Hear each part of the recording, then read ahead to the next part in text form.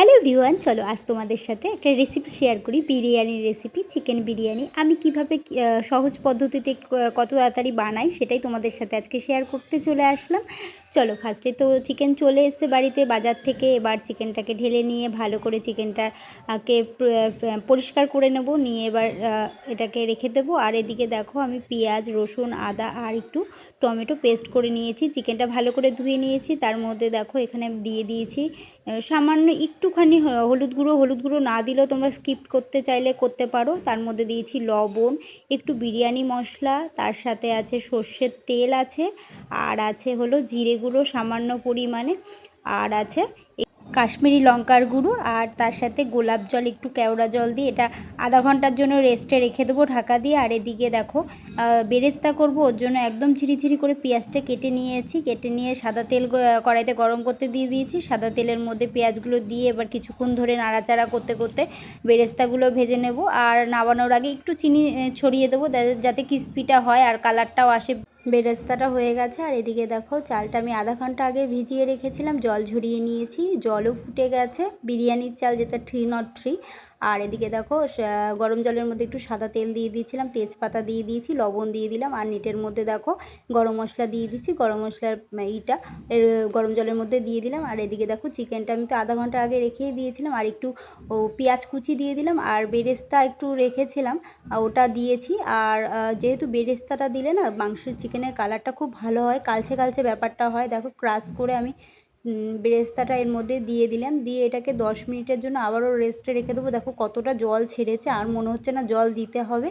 আর এদিকে যেহেতু চিকেনটা বসাবো, সাদা তেল ইউজ করেছি, এর মধ্যে দিয়ে দিয়েছি গরম মশলা, একটা শুকনো লঙ্কা ফোড়ন, আর দিয়ে দিয়েছি তেজপাতা। দিয়ে এবার ভালো করে ফোড়নটা ফুটে যাওয়ার পর চিকেনটা দিয়ে দিয়েছি, দিয়ে এটাকে ভালো করে নাড়াবো। দেখো কতটা জল বেরিয়েছে, আর এটা জলেই চিকেনটা সেদ্ধ হয়ে যাবে, এক্সট্রা আমি কোনো জল দেইনি। আর এদিকে দেখো চালটাও ফুটে এসছে, এটা আমি 80% মতন ফুটিয়ে নেবো, পুরোটা ফোটাবো না, ভাপে বাকিটা হবে। আর এদিকে দেখো একটু গুঁড়ো দুধ গুলে নিয়েছি গরম জলের মধ্যে, তার মধ্যে জাফরান দিয়ে দিয়েছি, আর এর মধ্যে দিয়েছিলাম একটু কেওড়া জল, গোলাপ জল, আর বিরিয়ানি এসেন্স। আর এদিকে দেখো হাঁড়িটা সাজাচ্ছি এখন।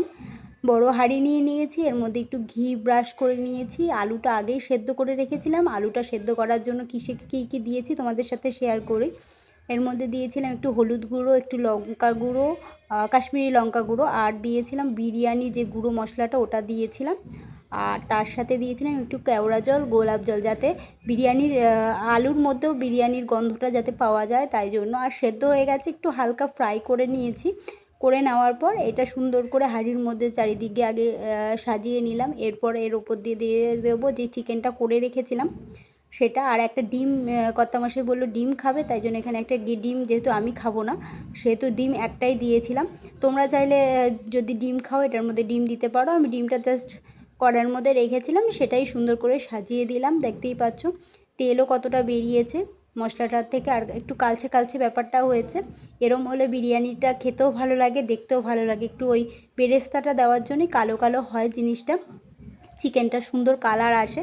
এরপর পুরো চিকেনটাই আমি একটাই লেয়ার করব, তোমরা চাইলে দুটো লেয়ার করতে পারো। আমি একটাই, যেহেতু অল্প একটুখানি চিকেন বিরিয়ানি সেহেতু ওর জন্য একটাই লেয়ার করব। দেখো পুরো যেই ঝোলটা ছিল পুরো একবারে কড়াই কাচি একবারে তলায় একবারে সুন্দর করে সাজিয়ে দিলাম চিকেনটা। এরপর এর ওপর দিয়ে দেবো যেই রাইসটা আছে, রাইসটা, আর একটু বেরেস্তা কুচি, বেরেস্তা যে ভেজে রেখেছিলাম, এই যে এই বেরেস্তাটা এবার এর মধ্যে একটুখানি দিয়ে দেবো উপর দিয়ে আবারও। দিয়ে একটু তোমরা এর মধ্যে একটু বিরিয়ানি মশলাও দিতে পারো, আমি এটাকে স্কিপ করে গেছি।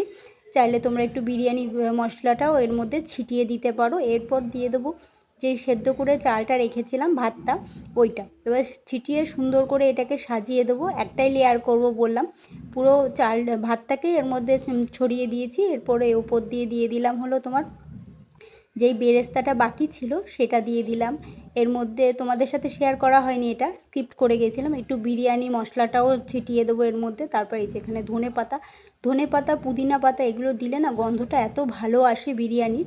তোমরা যদি কেউ না দিয়ে থাকো একবার দিয়ে দেখতে পারো, ধনে পাতার গন্ধটাও ফ্লেভারটা খুব ভালো আসে। আর এদিকে দেখো যেই ওই দুধের মধ্যে সবগুলো দিয়ে রেখেছিলাম, জাফরান, গোলাপ জল, কেওড়া জল, বিরিয়ানি এসেন্স, ওটাকে এরপর এই জলটাকে চারিদিকে ভালো করে সুন্দর করে স্প্রেড করে দেবো যাতে সব দিকে যায় গন্ধটা, এসেন্সটা, এর জন্য।